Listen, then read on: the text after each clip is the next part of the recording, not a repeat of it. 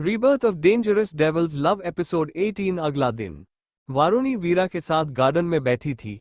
वो मुंह बनाते हुए वीरा से बोली, वीरा तूने मेरे डेविल को देखा? पता नहीं ये आदमी सुबह सुबह कहाँ गायब हो जाता है। उसकी बात सुनकर वीरा भी शिकायती लहजे में बोली, मौर्य भी मेरे उठने से पहले ही गायब रहता है। आखिर ये दोनों भाई सुबह उठकर करते क्या है?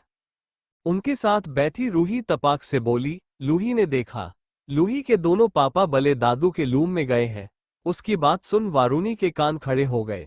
वो झट से खड़ी हुई और वीरा का हाथ पकड़कर उसे खींचते हुए बोली, चल मेरे साथ। ये बोल वारुणी उसे खींचते हुए रघुवीर के कमरे की तरफ बढ़ गई।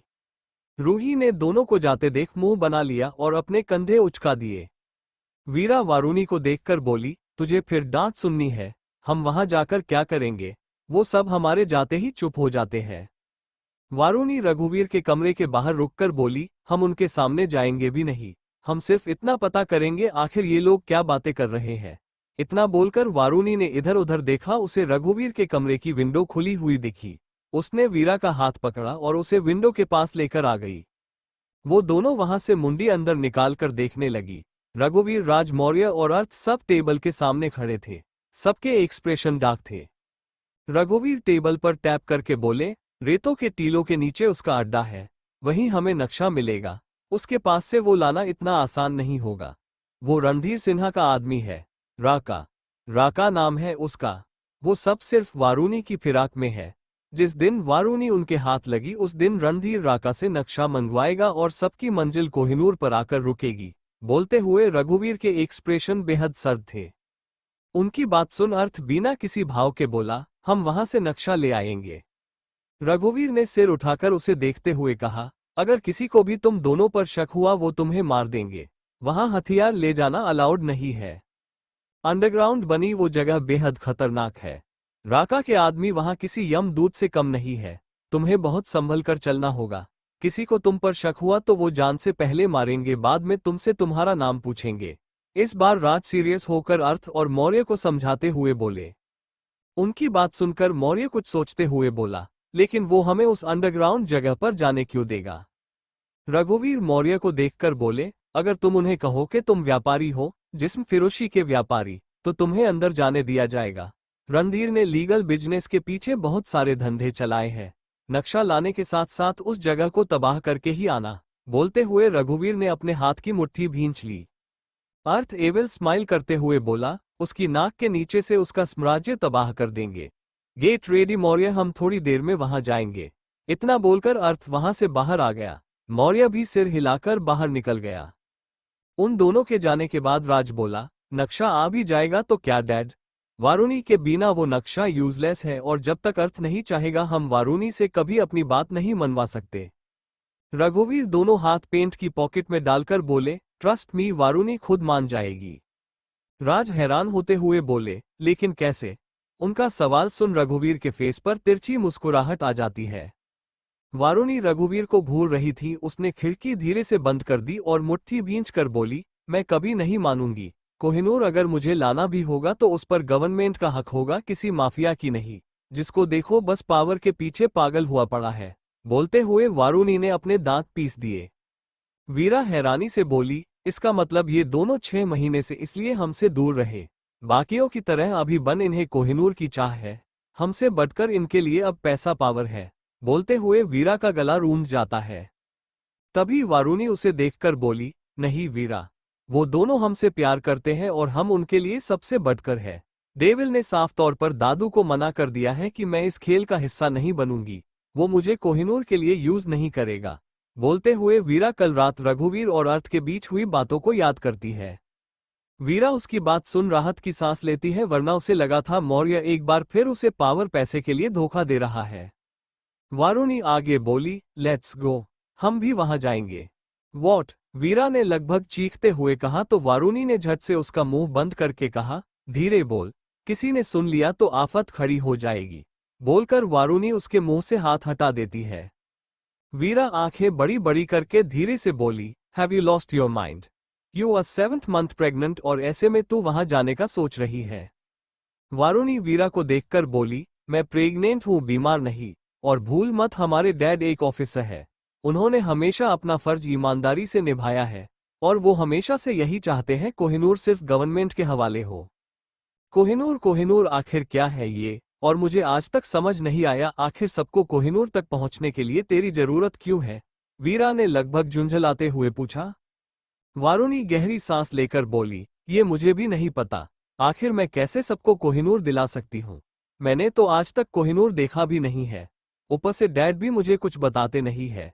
मैंने शुरू से सपना देखा था मैं डैड की तरफ ऑफिसर बनूं, लेकिन मुझे हमेशा ही डैड ने छिपाकर रखा जबकि मैंने उनके कितने सीक्रेट मिशन पर हेल्प की है। वीरा वारुणी के कंधे पर हाथ रखकर बोली, हम वहां जाकर करेंगे क्या? हम वो नक्शा लाएंगे और डैड को दे देंगे। वीरा, जब तक ये कोहिनूर सरकार के पास नहीं चला जाता सब इसके पीछे मरते और मारते रहेंगे। खून की नदियां ही बहती रहेगी। इसलिए या तो जहां कोहिनूर है उस जगह का नाम ही दफन कर दूंगी या फिर कोहिनूर गवर्नमेंट को हैंड ओवर कर दूंगी, वारुणी ने सीरियस टोन में कहा। वीरा भौहें चढ़ाते हुए बोली, जगह का नाम दफन कर दोगी मतलब? वारुणी एविल स्माइल करते हुए बोली, अगर नक्शा हमें मिल गया तो मैं उसे जला दूंगी और बिना उसकी मदद के कोई कभी कोहिनूर तक पहुंच ही नहीं पाएगा। उसकी बात सुन वीरा आंखें बड़ी बड़ी करके वारुणी को देखती है। रात का वक्त, वारुणी अर्थ की बाहों में सिर रखकर सोई हुई थी। अर्थ ने अपनी आंखें खोली और वारुणी की तरफ देखा। उसने प्यार से उसके माथे को चूम लिया और उठकर खड़ा हो गया। वो क्लोजेट रूम गया और वहां से कपड़े चेंज करके आ गया और एक नज़र वारुणी को देख रूम से बाहर निकल गया। उसके रूम से बाहर निकलते ही वारुणी ने अपनी आंखें खोल दी और उठकर बैठ गई।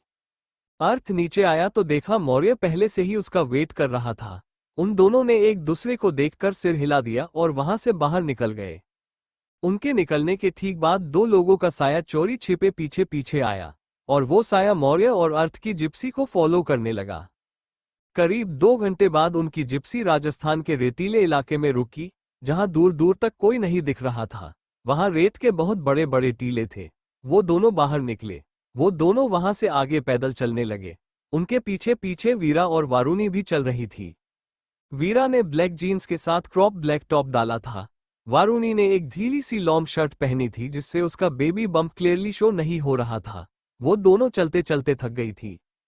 वारुणी गहरी गहरी सांसें लेकर बोली, यार मैं तो थक गई। वीरा उसकी तरफ देखकर बोली, तू ठीक है ना? तभी वारुणी की नजर अर्थ पर गई जो अपनी जगह रुक गया था।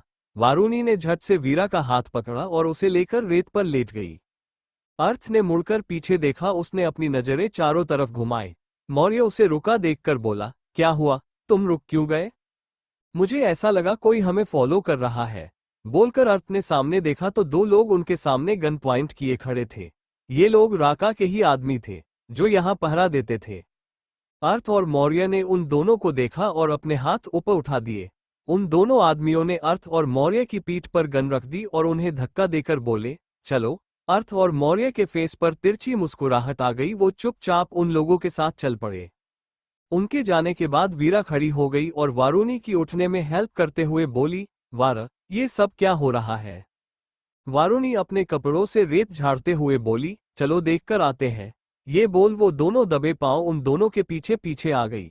एक पेड़ के पीछे छिपकर वो दोनों सामने देखती है। अर्थ और मौर्य उन दोनों लोगों से कुछ बात कर रहे थे। राका का आदमी बोला, ओह तो तुम दोनों व्यापारी हो? मौर्य सिर हिलाते हुए बोला, हाँ हम व्यापारी हैं। हम धंधा करते हैं जिसके लिए हम यहाँ आए हैं। हम तुम्हें मुंह मांगी रकम देंगे, तुम हमें मॉल दिखाओ। मौर्य ने अपना जाल फेंक दिया था। उन दोनों आदमियों ने एक दूसरे को देखा और अपना सिर हाँ में हिला दिया। वो अर्थ और मौर्य को देखते हुए बोले, आओ हमारे साथ। ये बोलकर वो आगे आगे चलने लगे और मौर्य और अर्थ उनके पीछे पीछे। वो दोनों ही इस बात से अनजान थे उनकी बीवियां भी उनके पीछे पीछे लगी हुई है।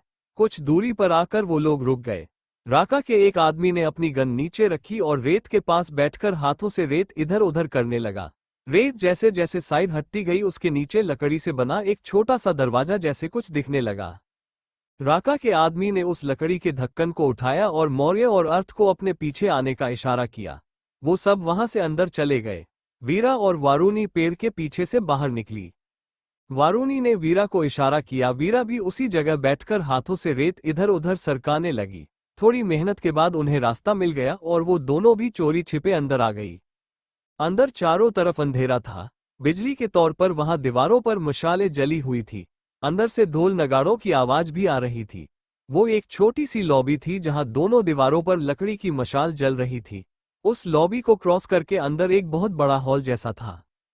उन्होंने सामने देखा, लॉबी के एंड पर दो गार्ड अर्थ और मौर्य की चेकिंग कर रहे थे क्योंकि वहां हथियार लाना अलाउड नहीं था।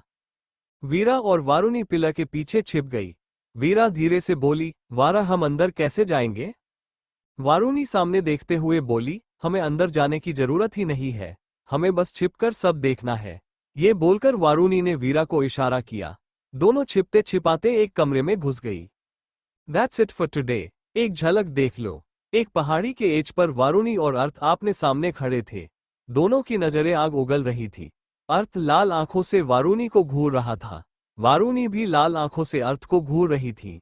तभी दोनों ने अपने अपने हाथ में पकड़ी गन एक दूसरे पर पॉइंट कर दी और एक साथ एक दूसरे की आंखों में देखते हुए दोनों ने ट्रिगर दबा दिया। गोली अर्थ का सीने चीरते हुए निकल गई और वारुणी घुटनों के बल गिर गई। अर्थ और मौर्य उनके साथ उस लॉबी से होते हुए एक खुले हॉल में आ गए। उसकी दीवारें मिट्टी की थी और वहां बहुत सारी रस्सियां लटक रही थी। चारों तरफ इतने आदमी थे कि उन्हें गिनना मुश्किल था। बीचों बीच बड़ा सा स्टेज था जहां डांसर्स डांस कर रही थी। उन मिट्टी की दीवारों में छोटी छोटी सुरंगें भी थी। मौर्य ने धीरे से अर्थ के कान में कहा, सालों ने क्या जगह बनाई है। रेत के नीचे ऐसी जगह भी होगी, कोई सच भी नहीं सकता है। अर्थ चारों तरफ देखते हुए बोला, इन्हीं में से एक टनल में राका होगा और उसी के पास हमें नक्शा मिलेगा। लेकिन हम उसके पास पहुंचेंगे कैसे? ये साले हमें जाने देंगे क्या? मौर्य अर्थ की बात सुनकर बोला। अर्थ बोला, इन सबको उलझाओ, मैं वहां जाऊंगा। मौर्य ने सिर हिला दिया। वहां जो लड़कियां थी और डांस कर रही थी, एक तरह से उनकी नीलामी हो रही थी। जो ज्यादा बोली लगाएगा वो उनके साथ भेज दी जाएगी। ये सारा धंधा राका का था। ज्यादातर शेख ऐसी नीलामी करते थे और मौर्य और अर्थ भी व्यापारी बनकर ही यहां आए थे। एक छोटे से रूम में छिपी वारुणी और वीरा सामने विंडो से हॉल में देखते हुए बोली, वारा हम यहाँ इस भीड़ में नक्शा कैसे ढूंढेंगे? हमें ढूंढने की जरूरत नहीं है, डेविल के पीछे पीछे जाएंगे तो खुद वहां पहुंच जाएंगे। लेकिन उसके लिए हम में से किसी एक को इन सब का ध्यान भटकाना होगा। वारुणी ने अपने दिमाग के घोड़े दौड़ाते हुए कहा तो वीरा अपनी भौहें चढ़ाते हुए बोली, वो कैसे? उसके सवाल पर वारुणी ने डेविल स्माइल करते हुए अपने दांत चमका दिए। उसकी स्माइल देखकर वीरा जैसे समझ गई कि वारुणी के दिमाग में क्या चल रहा है। वो एकदम से बोली, नहीं, बिल्कुल भी नहीं, मैं ऐसा कुछ नहीं करूंगी। मौर्य को पता चला वो मुझे खा जाएगा। वारुणी उसे उकसाते हुए बोली, ओह कॉमन वीरा, तू मेरी वारुणी मेहरा की बहन, तू मौर्य से कैसे डर सकती है? उसकी बात पर वीरा बोली, जैसे तू जीजू से डरती है। किसने कहा मैं डेविल से डरती हूं? मैं डेविल से नहीं डरती। वारुणी ने अदा से अपने बाल एक तरफ झटकते हुए कहा तो वीरा ने उसे खा जाने वाली नजरों से घूरा। वारुणी उसके घूरने से सकपका जाती है, जबकि सच तो यही था, अगर अर्थ को थोड़ी भी भनक पड़ी उसकी खरगोश यहां आकर खतरों के खिलाड़ी वाला खेल खेल रही है तो वो उसे कच्चा एनाकोंडा की तरह बिना चबाए निगल जाएगा। ये सोच सोच कर ही वारुणी के माथे पर पसीना आ गया, लेकिन वो हार कैसे मान सकती थी, इसीलिए वो एक बार फिर बोली, देख, अगर तूने ये नहीं किया तो मैं खुद कर लूंगी और तू मेरी जगह उन टनल्स में जाकर नक्शा ढूंढ ले। बोलकर वारुणी जाने लगती है। तभी वीरा उसे पकड़कर बोली, नहीं, तू नहीं जाएगी सबके बीच। तू प्रेग्नेंट है। मैं ही जाती हूँ, लेकिन ऐसा मैं सिर्फ आखिरी बार करूंगी, आगे से ऐसा कुछ नहीं करने को नहीं कहेगी तो। मैं बता रही हूँ। बोलते हुए वीरा ने रोनी सी सूरत बना दी। बेचारी को डर था, अगर मौर्य ने उसे पहचान लिया तो वो उसे सच में कच्चा खा जाएगा। दोनों बहनों ने अपने हाथ अपने गालों पर रखे और गहरी सांस लेकर बोली, भगवान जी प्लीज हमें हमारे पतियों से बचा लेना। हम आपको नारियल के साथ 51 रुपए चढ़ाएंगे। अब देखो भाई, आजकल तो फोन का रिचार्ज भी इस चढ़ावे से महंगा हो गया है, तो भगवान जी उनका ये ऑफर क्यों ही स्वीकार करेंगे। इधर अर्थ और मौर्य जाकर एक टेबल के पास बैठ गए।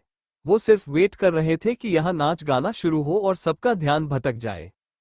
तभी स्टेज पर किसी की हाई हील की टक टक की आवाज ने सबका ध्यान अपनी तरफ खींचा। मौर्य और अर्थ ने भी उस तरह देखा। ग्लिटर ब्लैक कलर की वन पीस ड्रेस में एक लड़की सामने खड़ी थी। उसकी पीठ इस वक्त सबकी तरफ थी और वहां अंधेरा पसरा हुआ था। तभी वो लड़की हाथ में मशाल लेकर दीवारों पर लगी बाकी मशालों को जलाते हुए गाने लगती है। कल सुबह सोचेंगे जो आज रात किया, कल सुबह गिन लेंगे सारी गलतियां। तू मेरा अभी हो जाना अजनबी। फिर हम मिलेंगे न कभी।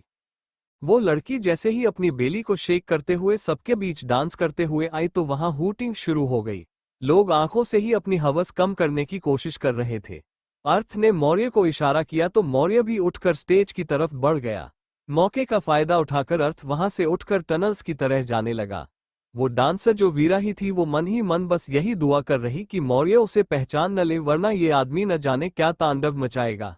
वीरा की आंखों पर एक आई मास्क लगा हुआ था जिस वजह से उसका चेहरा नहीं दिख रहा था। तभी मौर्य बाकी आदमियों के साथ मिलकर वीरा के इर्द गिर्द घूमने लगता है। मौर्य वीरा का हाथ पकड़कर उसे अपने करीब खींचता है। वीरा सिर उठाकर उसे देखती है। एक पल के लिए दो आंखें चार होती है।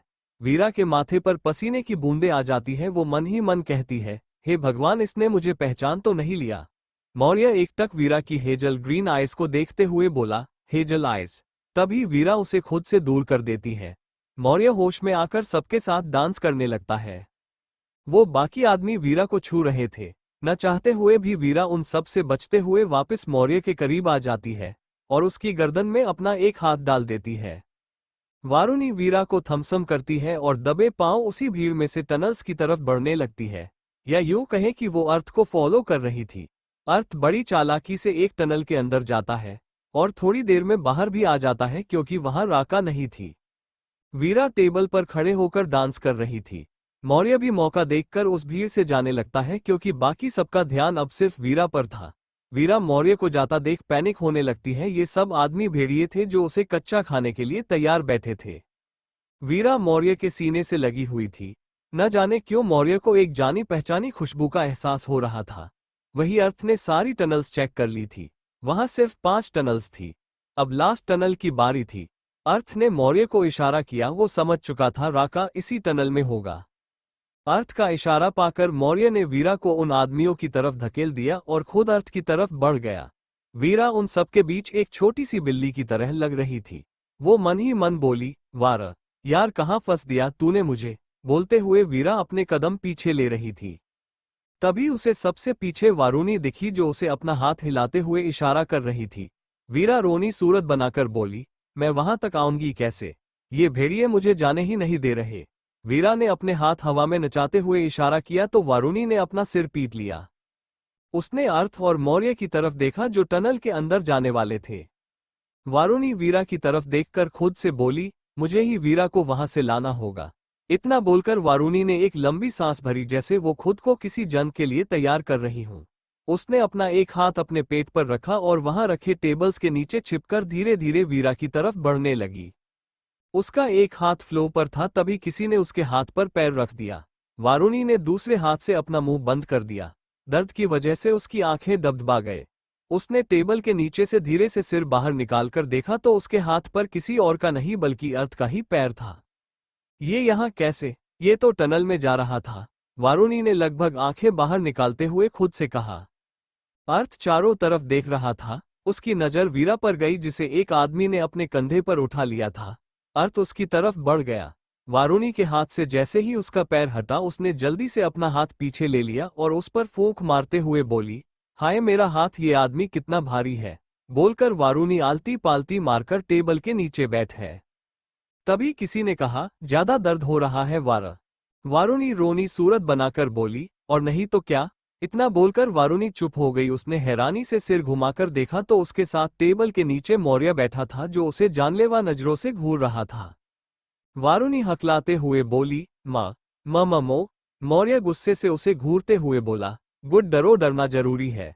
और अब ऐसे ही हकलाना, लेकिन अपने डेविल के सामने। उसकी बात सुनकर वारुणी को पसीने छूटने लगे। वारुणी रोनी सूरत बनाकर बोली, और नहीं तो क्या। इतना बोलकर वारुणी चुप हो गई। उसने हैरानी से सिर घुमाकर देखा तो उसके साथ टेबल के नीचे मौर्य बैठा था जो उसे जानलेवा नजरों से घूर रहा था। वारुणी हकलाते हुए बोली, माँ माँ माँ मो। मौर्य गुस्से से उसे घूरते हुए बोला, गुड, डरो, डरना जरूरी है। और अब ऐसे ही हकलाना, लेकिन अपने डेविल के सामने। उसकी बात सुनकर वारुणी को पसीने छूटने लगे। वारुणी की सांसें तेज हो गई। उस बेचारी को समझ ही नहीं आया आखिर वो पकड़ी कैसे गई। अर्थ उस आदमी के पास आया जिसने वीरा को कंधे पर उठा लिया था। अर्थ ने एक झटके में वीरा को उसके कंधे से नीचे उतारा। वीरा ने जैसे ही अर्थ को देखा तो वो घबरा कर 2 कदम पीछे हो गई। अर्थ इस वक्त गुस्से में किसी राक्षस जैसा लग रहा था। भीड़ इतनी थी कि किसी को कुछ समझ ही नहीं आया कि तभी अर्थ ने उस आदमी के पेट में चाकू घुसा दिया। वीरा की आंखें फटी की फटी रह गई। उसने घबराते हुए अपने मुंह पर दोनों हाथ रख दिए। वो खड़े ही कांपने लगी। अर्थ ने तिरछी नजरों से वीरा को देखा और उसे घूरते हुए बोला, वारुणी कहाँ है? वीरा को एक और झटका लग गया। उसने धीरे से कहा, इन्हें कैसे पता चला? अब क्या होगा? भगवान प्लीज बचा लेना हम दोनों को। अर्थ ने घूर कर वीरा को देखा और उसका हाथ पकड़कर उसे खींचते हुए सबके बीच से ले जाने लगा। वही टेबल के नीचे वारुणी हकलाते हुए बोली, तुम ये यहाँ कैसे आए? कैसे पता चला? मौर्य ने दांत पीसते हुए कहा, खुद को बहुत चालाक समझती हो तुम, लेकिन तुम्हारा डेविल तुमसे ज्यादा चालाक है। वारा प्लान अच्छा था। अपने चेहरे पर तो मास्क लगा लिया तुम दोनों बहनों ने, लेकिन ये जो तुम्हारा बेबी बम्प है ना, इसने तुम्हारी चुगली अर्थ से कर दी। इतनी लड़कियों के बीच एक प्रेग्नेंट लेडी क्यों होगी? वारुणी का चेहरा रोने वाला हो गया। उसने धीरे से कहा, गई भैंस पानी में, डेविल तो आज मुझ पर बरस पड़ेगा। मौर्य उसे घूरते हुए बोला, अभी इसी वक्त चलो यहां से वरना। वारुणी छोटा सा मुंह बनाकर बोली, जेठ जी सुनिए ना। मौर्य ने उसे खा जाने वाली नजरों से घूरा तो वारुणी ने अपना सिर झुका दिया। वो आलती पालती मारकर फ्लो पर सिर झुकाए बैठी थी। मौर्य ने उसका हाथ पकड़ा और उसे सबके बीच से संभालते हुए बाहर ले आया। वो चारों अब उस अंडरग्राउंड बनी जगह के ऊपर रेत के मैदान में खड़े थे। वीरा और वारुणी सिर झुकाए खड़ी थी। मौर्य दोनों को घूरते हुए बोला, क्यों आए तुम दोनों यहाँ? और वीरा, ये कैसे कपड़े पहने हैं तुमने? बोलते हुए मौर्य जलती निगाहों से वीरा को घूरता है। वीरा के वो बेहुदा कपड़े देख उसकी आंखें जल रही थी। वीरा धीरे से खिसकते हुए वारुणी के पीछे छिप गई। वारुणी तो चुपचाप सिर झुकाए खड़ी थी। उसने एक बार भी नजर उठाकर अर्थ की तरफ नहीं देखा था। अर्थ मौर्य से बोला, इन दोनों को कार में बिठाकर आओ। मौर्य ने दोनों को घूर कर देखा और दोनों का हाथ पकड़कर उन्हें अपने साथ ले गया। दोनों ही सिर झुकाए किसी बच्चे की तरह उसके पीछे पीछे चल पड़ी। अर्थ वहां से वापस अंदर आ गया। वो लास्ट वाली टनल में गया। वो छोटी सी गलीदार टनल की वाल्स पर हड्डियां और कंगाल टांगे हुए थे। अर्थ उसे क्रॉस करके एक बेसमेंट में आया। वहां बहुत सारी शेल्फ थी जहां बहुत सारे हथियार रखे हुए थे, और इसी रूम में अर्थ को नक्शा ढूंढना था। अर्थ अंदर गया, वहां कोई नहीं था। वो एक एक शेल्फ चेक करने लगा। उसे कुछ नहीं मिला। उसने लास्ट की शेल्फ चेक की तो वहां से कुछ पेपर्स चार्ट ऊपर से नीचे गिर गए। अर्थ ने नीचे झुककर उन्हें उठाया ही था कि तभी किसी ने पीछे से उस पर चाकू से वार कर दिया। इससे पहले चाकू अर्थ को लगता, अर्थ ने बिना पीछे मुड़े ही चाकू अपने एक हाथ में पकड़ लिया। उसके चेहरे पर एक डेविल स्माइल आ गई। उसने एक हाथ में मजबूती से चाकू पकड़ रखा था और दूसरे हाथ से उसने फ्लो पर गिरे उस चार्ट को उठा लिया, जिसे देखते ही वो समझ गया कि ये ही नक्शा है। अर्थ एकदम से घुमा और राका के हाथ से चाकू छीनकर उसकी ठुड्डी के नीचे पंच मार दिया। राका 4 कदम पीछे हट गया। 6 फुट हाइट विथ दमदार बॉडी वाला राका किसी पहलवान से कम नहीं था। वो दोनों एक दूसरे की आंखों में आंखें डालकर खड़े थे। अर्थ ने चार्ट को फोल्ड किया और उसे अपनी शर्ट के अंदर पीठ की तरफ डाल दिया। राका उसकी तरफ बढ़ा, अर्थ भी उसकी तरफ बढ़ा।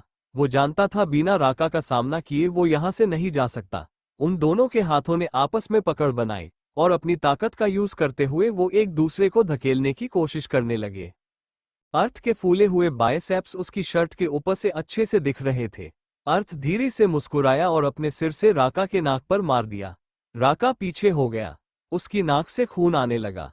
तभी अर्थ एकदम से घुमा और राका की नेक पर फ्लाइंग किक मार दी, जिससे राका फ्लो पर गिर गया। जितनी फुर्ती से वो गिरा उतनी फुर्ती से उठ भी गया। वो दोनों फाइटिंग पोजीशन में खड़े हुए थे।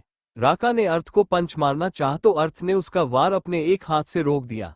राका ने अपने दूसरे हाथ का इस्तेमाल किया तो अर्थ ने अपनी कोहनी से उसकी बाजू रोक दी। अपने पैरों का यूज करते हुए अर्थ ने उसको टांग में अपनी टांग फंसाई और एक कड़क की आवाज के साथ राका के घुटने की हड्डी तोड़ दी। राका के मुंह से चीख निकल गई। उसकी आवाज सुनकर उसके आदमी तैनात हो गए। वो सब हाथों में गन लिए अंदर आए और अर्थ को चारों तरफ से घेर कर उसके सिर पर गन तान दी। अपने पैरों का यूज करते हुए अर्थ ने उसकी टांग में अपनी टांग फंसाई और एक कड़क की आवाज के साथ राका के घुटने की हड्डी तोड़ दी। राका के मुंह से चीख निकल गई। उसकी आवाज सुनकर उसके आदमी अलर्ट हो गए। वो सब हाथों में गन लिए अंदर आए और अर्थ को चारों तरफ से घेर कर उसके सिर पर गन तान दी। अर्थ ने अपनी गर्दन पर अजीब तरीके से हाथ फेरा और देखते देखते उसके फेस पर एक खतरनाक स्माइल आ गई। वो सिर टेढ़ा करके बोला, the king remains the king. इतना बोलकर अर्थ ने अपनी पॉकेट से एक बॉल निकाली और इसे हवा में उछाल दिया। सब हैरानी से उस बॉल को देख रहे थे कि न जाने ये क्या है। बॉल जैसे ही फ्लो पर वापस गिरी, एक तेज आवाज के साथ उस पूरे कमरे में धुआं उठने लगा। सुबह के कोहरे की तरह वो पूरा कमरे भर गया और वो लोग जोर जोर से खांसने लगे। अर्थ ने बॉल फेंकते ही अपने मुंह पर रुमाल बांध दिया था। अर्थ ने अपना एक हाथ ऊपर उठाया तो ऊपर से एक रस्सी नीचे आई जिसे मौर्य ने ही पकड़ा हुआ था। अर्थ ने वो रस्सी अपने हाथ में लपेट दी। जैसे ही धुआं हटा सबने ऊपर देखा, अर्थ रस्सी पकड़कर ऊपर चला गया था। मौर्य और अर्थ ने दोनों ने एक दूसरे को हाई फाई दिया और आंखों पर शैट्स चढ़ाकर वहां से अपनी कार की तरफ बढ़ गए, जहां वीरा और वारुणी की हालत खराब हो रही थी। वीरा आगे वाली सीट पर बैठी हुई थी और वारुणी पीछे वाली सीट पर। मौर्य और अर्थ को आते देख दोनों ने अपना थूक निगल लिया। अर्थ ने पीछे का डोर खोला और वारुणी के बगल में बैठ गया। उसने जोर से कार का दरवाजा बंद किया तो वीरा और वारुणी दोनों ने अपनी आंखें बंद कर दी। वो अच्छे से समझ रही थी आज तो उन दोनों पर ज्वालामुखी फूटेगा। मौर्य ड्राइविंग सीट पर आकर बैठ गया और उसने कार स्टार्ट कर दी। वारुणी ने तिरछी नजरों से अर्थ को देखा और उससे दूर खिसक कर कार की विंडो से चिपक कर बैठ गई, जैसे वो उसके अंदर ही धंस जाएगी। अर्थ शांति से बैठा था। कार में सिर्फ वारुणी और वीरा की तेज चलती सांसों की आवाज आ रही थी। वारुणी मन ही मन बोली, मुझे ये तूफान से पहले की शांति क्यों लग रही है। सोचते हुए वारुणी अपने हाथ आपस में रगड़ रही थी। जैसे ही कार महल के बाहर रुकी, वीरा जल्दी से कार से उतरी और 100 की स्पीड में अंदर भाग गई। भागो और तेज भागो, लेकिन मुझसे बच नहीं पाओगी, मौर्य ने उसे जाते देख मन ही मन कहा, और कार से बाहर आकर वीरा के पीछे चला गया। वारुणी रोनी सूरत बनाकर बोली, वो तो भाग गई लेकिन मैं तो भाग भी नहीं सकती। वो दोनों अभी भी कार में बैठे हुए थे। अर्थ ने अपनी साइड का गेट खोला और बाहर आ गया। उसने वारुणी की साइड का गेट खोलकर बेहद सर्द आवाज में कहा, बाहर आओ। न जाने क्यों आज वारुणी का मन किया कि वो कार में ही बैठी रहे। उससे कुछ बोलते ही नहीं बना गया। तभी अर्थ तेज आवाज में बोला, बाहर निकलो। वारुणी उसकी तेज आवाज सुन हल्का सा कांप गई। ऐसा नहीं था उसे अर्थ से डर लगता था या अर्थ उसे मारता था। अर्थ तो उस पर खरोच भी बर्दाश्त नहीं कर सकता था, लेकिन वारुणी जानती थी अर्थ का गुस्सा बहुत खराब है। वो धीरे से उठकर कार से बाहर आ गई तो अर्थ न दरवाजे पर लात मारकर उसे बंद कर दिया। वारुणी ने अपनी आंखें बंद कर दी और सिर झुकाए खड़ी रही। अर्थ गुस्से से अपनी 2 उंगलियों से अपना माथा सहलाते हुए बोला, रूम में चलो। वारुणी हकलाते हुए बोली, डेविल। वारुणी मेहरा, अगर तुम नहीं चाहती सबके सामने तमाशा हो तो चुपचाप रूम में चलो। अर्थ ने उसकी बाजू मजबूती से पकड़कर लगभग अपने दांत पीसते हुए कहा। वारुणी ने सिर उठाकर चारों तरफ देखा। महल में पहरा देने वाले गार्ड्स वहां मौजूद थे। वारुणी धीरे से बोली, ओके। अर्थ ने उसकी बाजू छोड़ दी और आगे आगे चलने लगा। वारुणी सिर झुकाए उसके पीछे पीछे चल रही थी। अर्थ ने रूम का डोर ओपन किया और एक तरफ होकर वारुणी को रास्ता दिया। वारुणी सिर झुकाए अंदर आ गई। उसके अंदर आते ही अर्थ ने जोर से लगभग दरवाजा पीटते हुए बंद किया। तो वारुणी जल्दी से बेड पर दुबक कर बैठ गई। अर्थ ने रूम में आकर अपनी शर्ट के ऊपर के 2 बटन्स खोल दिए और अपनी स्लीव्स को कोहनी तक फोल्ड करते हुए वो दाएं से बाएं चहलकदमी करने लगा। वारुणी की नजरें अर्थ की हाथ और गर्दन की उभरी हुई नसों पर थी। वारुणी धीरे से बोली, डेविल। तभी अर्थ एकदम से रुक गया और सिर घुमाकर वारुणी की तरफ देखा। उसकी आंखों को देख वारुणी सहम गई। अर्थ की आगे खून की तरह लाल हो रही थी। वारुणी बेड पर ही पीछे खिसक गई। अर्थ ने धीरे धीरे अपने कदम उसकी तरफ बढ़ाते हुए वहीं रखी एक चेयर को खींचकर बेड के पास ले आया और वारुणी के सामने चेयर पर बैठ गया। अर्थ ने दोनों हाथ अपने घुटने पर टिकाते हुए उन्हें आपस में मिलाया और अपना एक पैर फ्लो पर टैप करते हुए बोला, वारुणी क्यों आए तुम वहां। बोलते हुए अर्थ वारुणी को घूर रहा था। वारुणी सिर झुकाए बैठी थी। तभी अर्थ चिल्लाते हुए बोला, कुछ पूछ रहा हूं मैं तुमसे। बोलते हुए अर्थ ने अपना हाथ नाइट स्टैंड पर रखे लैंप पर मार दिया। लैंप फ्लो पर गिरकर टूट गया और अर्थ के हाथ से खून बहने लगा। अर्थ ने गुस्से से अपना हाथ टेबल लैंप मार दिया। लैंप फ्लो पर गिरकर टूट गया और अर्थ के हाथ से खून बहने लगा। वारुणी झट से उसका हाथ पकड़ते हुए बोली, डेविल ये तुमने क्या किया। कितना खून निकल रहा है। ऐसा क्यों किया तुमने। तभी अर्थ अपना हाथ उसके हाथ से झटकते हुए गुस्से से बोला, leave my hand Varuni Mehra and answer me, क्यों आए तुम वहां? बोलते हुए अर्थ की आंखें ब्लड शॉट रेड हो गई थी। वारुणी अर्थ के बिल्कुल पास आकर बेड पर बैठकर उसका हाथ वापस पकड़ते हुए बोली, पहले मुझे bandage. Answer me damn it. Arth ने वापस अपना हाथ पीछे खींचकर जोर से अपना हाथ टेबल पर मार दिया तो वारुणी की आंखों से आंसू बहने लगे। वही अर्थ के हाथ से खून का बहाव तेज हो गया। अर्थ अपनी गर्दन पर हाथ फेरते हुए बोला, जवाब दो वारुणी मेहरा, क्यों आए तुम वहां? बोलते हुए अर्थ फ्लो को घूर रहा था। वारुणी की नजर अर्थ के हाथ से बहते खून पर थी। ऊपर से अर्थ उसे अपना हाथ भी पकड़ने नहीं दे रहा था, जिससे वारुणी को भी गुस्सा आने लगा था। वो तेज आवाज में बोली, हाँ मैं आए वहां, क्योंकि मुझे आना था, क्योंकि सब मेरे पीछे पड़े हैं सिर्फ और सिर्फ कोहिनूर कोहिनूर कोहिनूर के लिए। इसलिए मैं वो नक्शा ही डिस्ट्रॉय कर देना चाहती हूँ और मैं करूंगी। मुझे कोई नहीं रोक सकता, तुम भी नहीं, समझे तुम? बोलकर वारुणी गहरी गहरी सांसें लेने लगती है। अर्थ वारुणी को घूर रहा था, जो गुस्से से लंबी लंबी सांसें ले रही थी। अर्थ अपनी जगह से खड़ा हुआ और टेबल से पानी का गिलास उठा लिया। पानी पियो। अर्थ ने उसके मुंह के पास पानी का गिलास लगाया तो वारुणी ने अपना मुंह फेर लिया। अर्थ बेहद सर्द आवाज में बोला, वारुणी, तुम मुझे खरगोश कहते हो? वारुणी नहीं। वारुणी आंसू भरी आंखों से उसे देखकर चिल्लाते हुए बोली तो एक बार फिर उसकी सांसें भारी हो गई। गुस्सा तो इस वक्त अर्थ के सिर पर भी सवार था। जितना वो इस लड़की को सुरक्षित रखना चाहता था, उतना ही ये लड़की खुद को मुसीबत में डाल दिया करती थी। अर्थ ने अपने गुस्से को काबू किया और उसके सिर को पीछे से पकड़ते हुए उसे अपने सीने से लगा लिया और उसके सिर पर अपनी चीन रखते हुए बोला, रिलैक्स खरगोश, शांत हो जाओ, टेक अ डीप ब्रेथ। वारुणी उसकी कमर पर दोनों हाथ लपेटकर एक गहरी सांस लेती है। अर्थ उसका सिर सहलाते हुए बोला, चलो पानी पियो अब। वारुणी सुबकते हुए अर्थ को देखती है और उसके हाथ से पानी पी लेती है। अर्थ पानी का गिलास साइड रखकर अपना फोन उठाकर किसी को कॉल करता है। वारुणी अभी भी सिर झुकाए बैठी हुई थी। थोड़ी देर में उनके रूम का डोर नॉक होता है और राज अंदर आते हैं। राज वारुणी को देखते हैं जो बेड पर बैठी हुई थी और अर्थ को देखते हैं जो वारुणी की तरफ पीठ करके खड़ा था और उसके हाथ से खून निकल रहा था। राज दोनों के पास आकर बोले, क्या हुआ है? अर्थ दोनों हाथ पेंट की पॉकेट में डालकर बोला, आप वारुणी को लेकर मुंबई वापस जा रहे हैं।